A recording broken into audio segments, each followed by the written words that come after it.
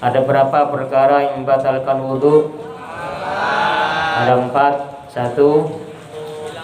Sesuatu yang keluar dari 2 jalur. Apa saja? Kubur dan dubur.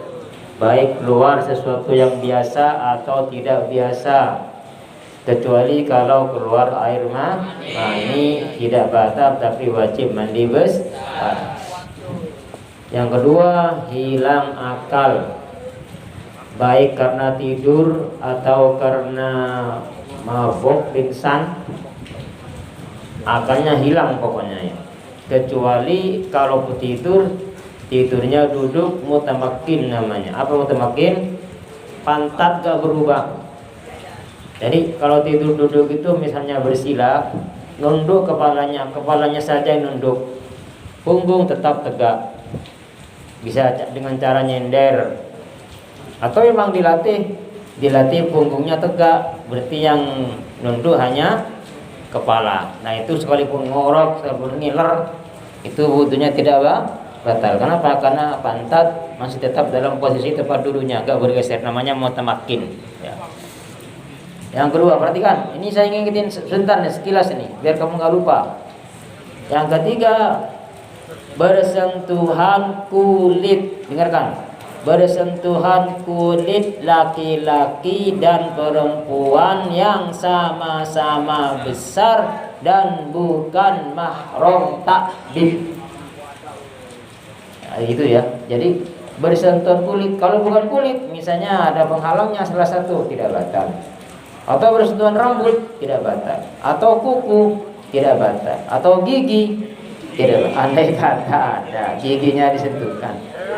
Jadi bersentuhan kulit, wanita laki-laki sama-sama besar. Berapa ukuran besar umurnya Matur Syami? 7 tahun. Kalau 7 tahun kira-kira SD ya, kelas 1. Itu sudah batal kalian tuh, karena salah satunya kalau sudah besar tuh, dianggap besar tuh. Dua-duanya kan, kamu kan udah besar nih, menyentuh anak SD, perempuan tuh yang masih SD tapi 7 tahun. Nah, itu juga sudah batal ya. Minimal 7 tahun ini Matur Syafi'i. Jadi dua-duanya sama-sama besar. Kalau salah satunya yang besar, satunya kecil. Contoh siapa? Azimah. Kan kecil tuh, masih berapa tahun tuh? 5 tahun. Nah, kita menyentuh laki-laki ini nggak batal karena salah satunya kecil, satunya besar. Jadi dua-duanya sama-sama besar dan bukan mahram takbir. Apa artinya mahram takbir? Orang selamanya haram nikah, bukan itu. Kalau itu nggak batal. Siapa orang selamanya haram nikah? Ibu, nenek, kakek ke atas, saudara kandung, terus ponakan ke bawah, paman ke atas, mertua, apalagi ibu tiri. Nah itu mahram takbir, selamanya haramnya itu tidak batal. Yang mahram ghair takbir, apa contohnya? Ipar. Tidak selamanya haram nikah, ada kalanya halal nikah dengan ipar. Kapan? Kalau dicerai salah satunya, kakaknya dicerai pindah ke adiknya, boleh. Namanya tidak selamanya haram nikah. Haramnya apabila dikumpulkan sama-sama nikah. Tapi ketika dicerai salah satu boleh, berarti sudah halal. Nah mahram ini namanya mahram ghairu takbir, wudhunya batal ya. Jadi tadi itu kecuali mahram takbir yang tidak batal. Paham? Yang batal siapa? Dua-duanya, yang disentuh dan yang menyentuh. Yang keempat sekarang, jangan tidur, khati. Samping kamu tuh siapa tuh? Yang keempat, menyentuh bubul atau dubur dengan telapak tangannya. Telapak tangan mana? Sesuatu yang bertemu ketika disatukan. Nah itu. Jadi kalau punggung gak batal. Kalau ini yang batal siapa? Yang menyentuh. Ada orang namanya Bintang menyentuh. Bintang menyentuh punya Yafi misalnya. Yang batal Bintang, yang disentuh gak batal. Beda dengan kalau cowok cewek bersentuhan, laki-laki wanita, dua-duanya sama batal. Kalau menyentuh Kubul dubur yang batal hanya yang menyentuh. Dan kalau kubul hitungannya itu adalah kerisnya itu. Jadi kalau telurnya nggak batal. Nah, ini telur nggak batal. Ya, oke sudah selesai. Ini hanya mengingatkan. Sekarang lanjutan ya. Lalu kalau kamu nggak punya wudhu, berapa yang kamu tidak boleh kerjakan? Ada beberapa hal yang tidak boleh dikerjakan bagi orang yang tidak punya wudhu karena sudah batal. Ada berapa? Banyak. Ini yang ngaji fikih ini mana nih? Kelas 1 nih. Ada berapa Adil?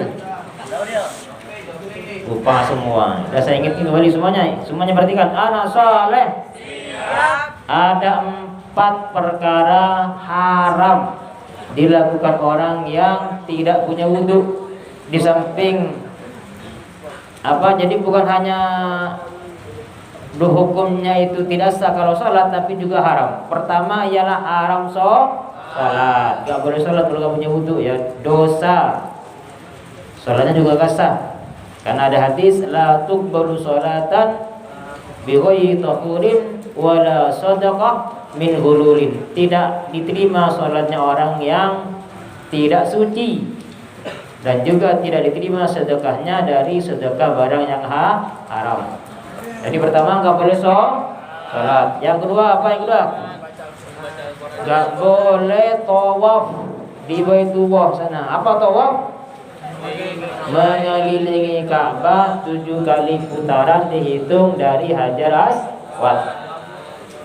Kenapa? Karena tawaf itu ada hadis at-tawafu bi manzilati shalah illa anna Allah ahalla nutqah faman nataqa fala yantiqu illa bi khairin. Karena tawaf itu sama dengan salat, tapi hanya ada bedanya kalau tawaf boleh bercakap-cakap, boleh ngobrol, tapi dengan catatan obrolan yang baik, tidak jorok. Jadi tawaf nggak boleh kalau kita dalam keadaan tidak punya wudhu. Yang ketiga,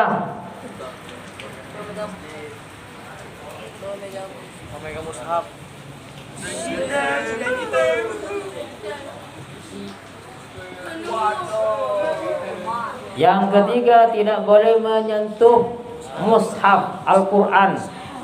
Ini perhatikan, bukan hanya Quran yang berbentuk itu ya, termasuk buku atau termasuk papan yang tertulis Al-Quran, ayat Quran yang tulisannya itu memang untuk dibaca atau untuk dipelajari.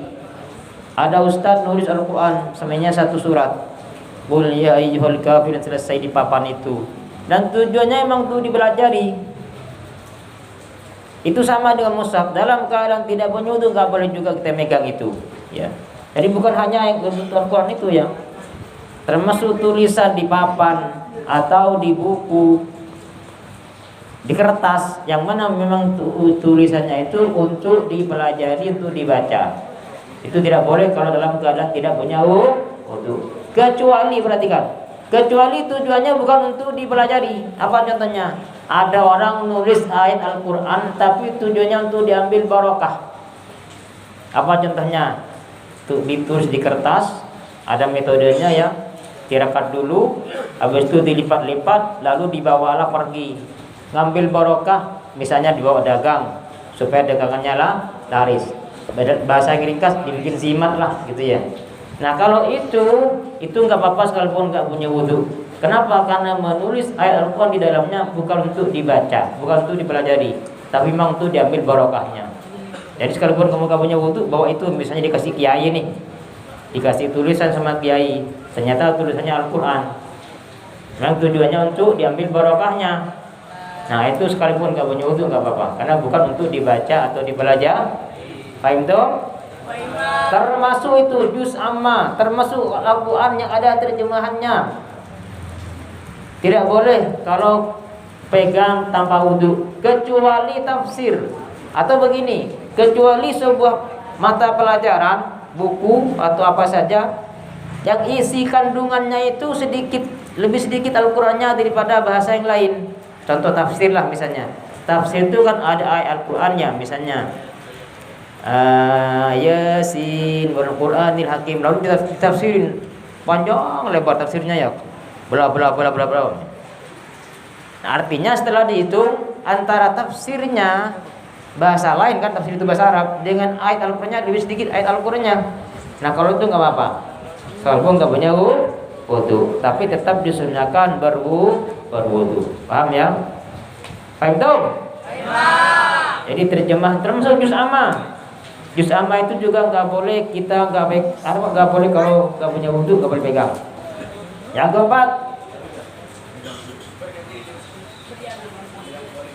Yang keempat, membawa Al-Qur'an. Menyentuh nggak boleh, membawa juga nggak boleh ya. Kecuali perhatikan belakang. Kecuali kalau membawanya dengan benda lain. Ada orang punya Al-Qur'an, mau sekolah, siswa yang dari rumah wajib bawa Quran. Nah, wudu dulu. Setelah wudu masukkan Al-Qur'annya ke dalam tas, campur dengan buku, dengan bolpen, dengan penggaris, dengan baju dan sebagainya. Itu kita bawa tasnya, itu nggak apa-apa. Karena di situ namanya tidak bawa Quran, bawa apa? Bawa tas yang di dalamnya ada Al-Qur'an, itu boleh. Tapi kalau hanya sekedar Quran saja dibawa dalam keadaan tidak wudu, tidak boleh. Paham ya? Fahimtum? Fahimtum? Ngantuk tum? Ngantuk nah ya. Memang begitu kalau lagi diajari ilmu itu ngantuk ya. Saya sering mengatakan, orang yang paling dimusuhi setan siapa? Orang yang menuntut ilmu paling dimusuhi itu. Saya cerita sedikit nih.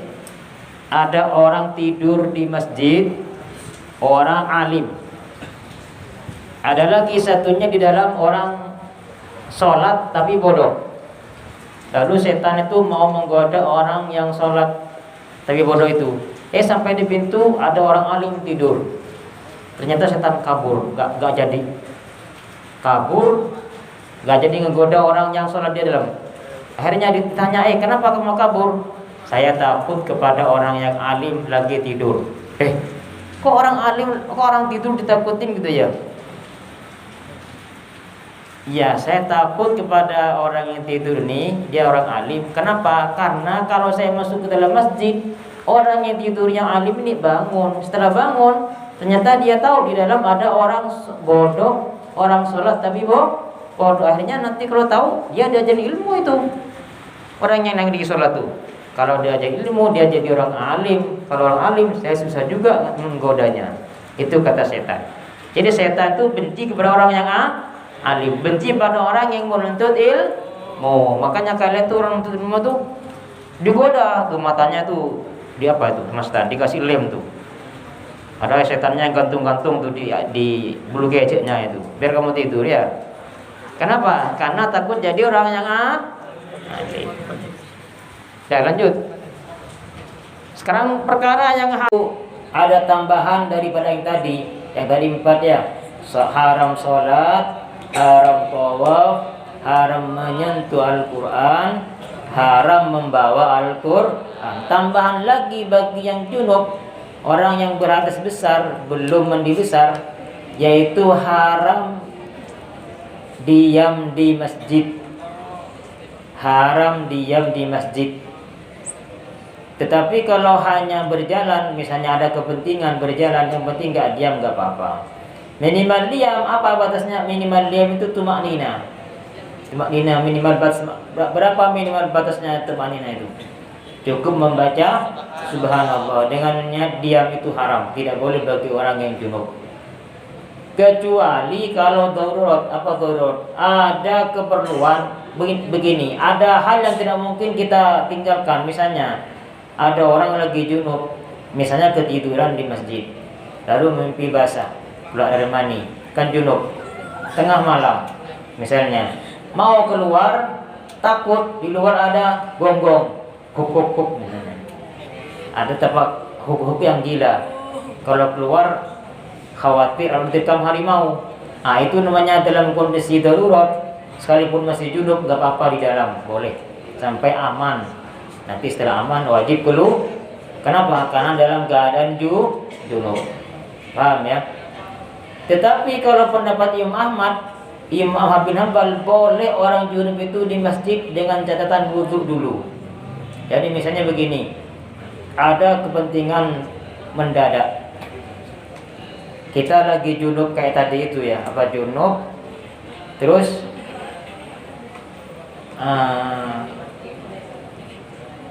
mau mandi besar nggak ada air misalnya nih, atau ada acara, pas ketika itu ada acara, entah pernikahan entah apa ya di dalam, kita harus masuk ke dalam, ternyata kita lagi junub belum mandi besar. Nah ini solusi bisa kamu pakai dan bisa kita taklid ya, taklid kepada pendapat Imam Ahmad, wudu dulu, baru setelah wudu kita boleh diam di masjid mendengarkan, mengikuti acara nikahan misalnya, atau ikut pengajian. Paham ya? Paham itu? Jadi bagi yang junub haram apa lagi? Harusan diam di masjid. Tidak boleh diam di masjid. Ya. Dan sekarang yang ke-6. Yang ke-6 bagi orang junub ialah haram membaca Al-Quran. Haram membaca ya. Membaca Al-Quran. Jadi orang junub itu gak boleh baca Al-Quran. Tapi kalau gak punya wudu boleh baca Al-Quran ya. Boleh kan? Yang penting gak menyentuh. Nah, ini orang junub gak boleh baca Al-Quran. Tetapi ada syaratnya ya. Perhatikan semuanya. Ana saleh. Perhatikan syaratnya yang haram baca Quran bagi orang junub diantaranya. Yang pertama, dia membacanya dilafalkan. Jadi baca dilafalkan, dengar kupingnya sendiri. Bismillahirrahmanirrahim. Alhamdulillahirabbil alamin. Kan dengar ya kupingnya. Itu haram bagi orang junub baca, sekalipun yang sekedar baca. Jadi yang pertama diantaranya ialah bacanya diperdengarkan. Tapi kalau bacanya dalam hati, misalnya hati baca, jadi ngeliatin Quran, lagi junub, liatin Qurannya, hatinya baca semua, sekalipun 1 juz gak apa-apa, nggak haram. Yang penting dalam hati. Yang haram ketika dibaca di mulut. 1, baca di mulut. Yang kedua, kupingnya mendengarkan. Yang ketiga, yang haram itu apabila dia niat baca Quran. Niat baca Quran itu yang haram. Tapi kalau dia nggak niat baca Quran, apa contohnya? Niat zikir. Apa contohnya? Baca doa ya. Rabbana atina fid dunya hasanah wa fil akhirati hasanah wa qina adzabannar. Itu kan Al-Qur'an juga ya. Tapi kita niatnya berdoa atau baca apa? Inna lillahi wa inna ilaihi rajiun. Ketika ada musibah misalnya, baca itu. Tujuannya bukan baca Quran, baca zikir. Nah itu tidak apa-apa, karena niatnya tidak baca Al-Quran. Berikutnya perhatikan, yang nggak dengerin saya nanti sholat tasbih ya sama saya, sholat tobat habis sholat tasbih. Yang berikutnya, syarat berikutnya ialah yang haram itu bacaan yang sunnah. Yang haram bacaan sunnah. Adapun bacaan wajib tidak haram. Apakah ada Al-Quran wajib bacanya? Apakah ada? Hukumnya baca Quran, saya menanya dulu bareng-bareng. Hukumnya baca Quran apa? Sunnah apa wajib? Ada yang wajib gak? Ada. Oke, ada katanya. Siapa yang jawab tadi? Agus. Benar. Ada yang wajib baca Quran itu. Apa yang wajib? Baca suratul Fatihah dalam sholat. Tapi ketika sholat itu wajib baca suratul Fatihah, karena mazhab Syafi'i nggak boleh kalau nggak baca Fatihah itu ya. Nggak sah la sholata liman lam yaqra bi Fatihatil kitab. Tidak sah sholatnya orang yang nggak baca suratul Fatihah. Berarti bacaan suratul Fatihah wajib. Kenapa wajib? Karena rukun qauli. Nah di situ bacaannya namanya hukumnya wajib. Nah kalau seperti itu perhatikan. Kalau kondisi seperti itu boleh baca Quran wajib. Contoh begini, ada orang sekarang lagi junub. Perhatikan, ada orang lagi junub. Setelah junub mau mandi besar, ternyata mau mandi besar nggak ada air. Kalau nggak ada air, itu siapa yang ngumpul?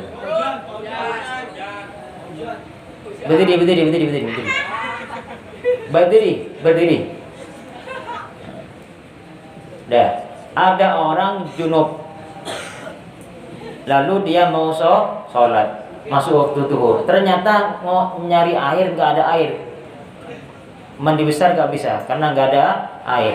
Lalu gimana kalau nggak ada air solusinya?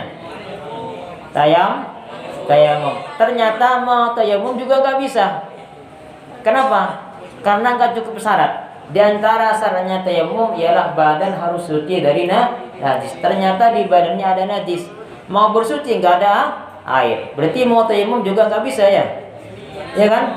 Kenapa? Nggak cukup syarat. Artinya apa? Dia sudah nggak wudu, nggak mandi besar, juga tegak tayamum ya. Dalam itu namanya kondisi itu namanya dalam istilah fikih itu faqidit tahurain. Faqidit tahurain itu artinya dia sudah tidak bisa melaksanakan dua macam cara bersuci, yaitu cara wudu nggak bisa, cara tayamum nggak bisa. Nah, namanya itu dalam keadaan berhadas. Nah, bagaimana solusinya kalau dia mau sholat? Nah, kondisi seperti itu dia tetap wajib sholat. Tapi sholatnya namanya sunnah usolli fardhu zuhur, kalau zuhur ya, lihurmatil waqti. Apa artinya? Menghormat waktu. Nah, dia sholat zuhur menghormat waktu. Nanti kalau sudah ada air, sudah bisa mandi, dikodok lagi. Ya. Nah, ketika itu dia tetap wajib baca suratul Fatihah. Kenapa? Karena suratul Fatihah hukumnya wajib, sekalipun dalam keadaan junub. Paham? Itu. Adapun membaca surat-surat apakah boleh? Tidak boleh. Kenapa? Karena baca surat dalam surat itu hukumnya sunnah. Tadi yang dimaksud haram orang junub baca Al-Quran, bacaan yang sunnah. Kalau wajib hukumnya boleh. Paham nggak? Paham tuh?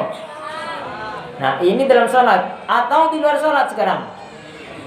Ada orang baca Quran di luar salat itu hukumnya wajib. Apa contohnya? Apa? Wah, bagus. Siapa ini? Neno. Kata Neno, baca Quran wajib di luar sholat. Apa? Yaitu ketika bernadar. Ada orang bernadar, kalau saya misalnya sembuh dari penyakit ini, lihatin saya. Kalau saya sembuh dari penyakit ini, dokter setelah mendapatkan hasil lab, kata dokter ternyata saya positif, negatif, tidak kena penyakit misalnya ya, maka ketika itu juga saya akan membaca surah Yasin di tempat itu misalnya nih, di waktu itu, misalnya di waktu jam 5 misalnya contohnya ya. Ternyata ketika itu dia dapatkan pengumuman hasil labnya betul-betul negatif, gak kena penyakit. Berarti apa? Dia wajib baca surat Yasin. Kenapa? Karena sudah bernadar. Nah, hukumnya baca Yasin, baca Quran ketika itu namanya wajib. Nah, ketika itu kalau dia dalam keadaan junub misalnya, belum mandi besar, mau mandi nggak ada air, mau tayamum juga nggak cukup syarat, maka dia tetap boleh baca Quran, bahkan tetap wajib baca surat Yasin. Kenapa? Karena hukumnya baca Yasin ketika itu adalah wajib karena bernadar. Paham ya? Jadi perhatikan, saya ulangi lagi. Jadi yang haram baca Quran bagi junub ialah bacaan yang sunnah. Kalau bacaan wajib tidak haram baca Al-Quran. Paham? Nah, sekarang yang haram bagi orang yang haid. Kalau tadi yang junub ada 6. Orang yang haid haram, tambahan lagi bagi haid ialah haram bersenang-senang antara pusar dan lutut. Bukan hanya jima ya, bukan hanya langsung jima, hubungan suami istri. Bersenang-senang saja. Apa? Permulaan jima juga diharamkan dalam mazhab Syafi'i. Yang dimaksud adalah sampai mubasyarah, bersentuhan kulit. Nanti kalau kamu punya istri ya, istrinya lagi haid, nah jangan sampai bersentuhan kulit antara pusar dan lutut. Sekalipun gak ada syahwat. Kenapa? Karena nanti lama-lama bisa menarik kepada syahwat. Nah, jadi kalau lagi junub, lagi haid istrinya, jangan kita mubasyarah, bersentuhan kulit antara pusar dan lutut. Paham ya? Jadi yang berikan untuk yang haid ada tambahan lagi adalah haram bersenang-senang antara pusar dan lutut. Tambahan lagi bagi haid ya, ini yang haid itu tetap seperti pertama ya. Pertama sholat haram, haram wudhu, haram sholat, haram tawaf, haram menyentuh Quran, haram baca Quran, haram diam di masjid, haram juga membaca Quran. Tambahan lagi barusan haram hubungan suami istri, bahkan mubasyarah saja antara puasa dan nutut juga haram. Yang berikutnya haram tolak. Apa tolak? Bercerai. Jadi kalau kamu sekalipun jengkel gimana nanti sama istrinya, kalau lagi ke dalam keadaan haid jangan cerai. Kenapa? Karena ketika kita cerai ketika haid menambah iddah, menambah masa tunggu, menambah masa iddah. Iddah itu masa tunggu wanita.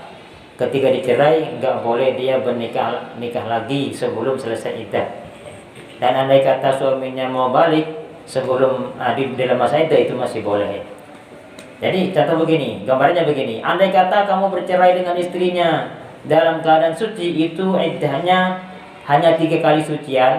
3 kali sucian itu dihitung langsung daripada ketika kamu mencerai. Jadi gambarannya yang gampang itu, kalau kamu dicerai dalam keadaan suci ialah ketika haid yang ketiga sudah habis selesai iddahnya. Tapi andai kata dicerai dalam keadaan haid, habis iddahnya itu ialah ketika haid keempat. Haid keempat artinya menambah masa iddah, maka itu diharamkan kita mencerai istri dalam keadaan haid. Fahim tuh? Yang terakhir, yang ke-8 ialah haram lewat di masjid bagi orang haid. Tapi yang dimaksud di sini ketika takut mengotori masjid. Ya kalau zaman dulu kan nggak ada pembalut ya. Sekarang kan sudah ada pembalut. Yang penting aman, kalau hanya lewat itu boleh. Hanya lewat. Yang penting aman dari mengotori masjid. Oke, bisa ingat kalau saya ulangin? Saya tanya. Oke, coba ada berapa yang haram bagi orang yang junub? 6. 1 haram sholat. 2 haram tawaf. 3 haram menyentuh Al-Quran. 4 haram membawa Al-Quran.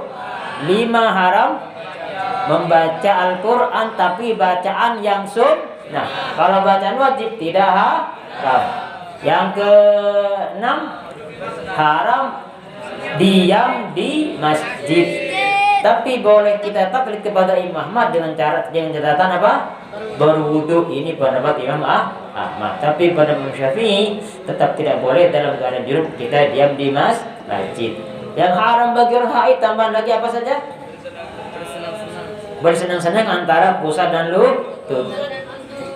Yang ke-7, yang ke-8 bercerai. Yang ke-9 apa 9? Berjalan di masjid kalau sampai mengotori. Nah, kita akan sholat tasbih. Perhatikan, untuk ada pengurus, ada yang di depan ya. Ada yang di depan pengurus, nanti liatin siapa yang main-main dicatat. Habis sholat tasbih nanti pelaksanaan apa? Eksekusi sholat taubat 5 salam. As-salata jami'ah, la haula wa la quwwata illa billahil aliyyil azim. Sholat